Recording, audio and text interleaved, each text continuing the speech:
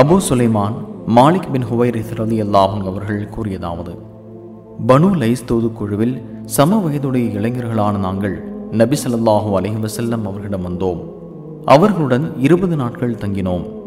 நாங்கள் எங்கள் குடும்பத்தாரிடம் திரும்பி செல்ல ஆசைப்படுவதை அறிந்த நபி ஸல்லல்லாஹு அலைஹி வஸல்லம் அவர்கள் ஊரில் நாங்கள் விட்டு வந்த எங்கள் குடும்பத்தாரை பற்றி விசாரித்தார்கள். நாங்கள் அவர்களை பற்றி தெரிவித்தோம். நபி ஸல்லல்லாஹு அலைஹி வஸல்லம் அவர்கள் நல்ல தோழராகவும் இரக்க குணமுடையவர்களாகவும் இருந்தார்கள். ஆகவே நபி ஸல்லல்லாஹு அலைஹி வஸல்லம் அவர்கள், நீங்கள் உங்கள் குடும்பத்தாரிடம் திரும்பி சென்று அவர்களுக்கு கல்வி கற்றுக் கொடுங்கள், அவர்களை கடமையானவற்றை செய்யுமாறு பணியுங்கள்.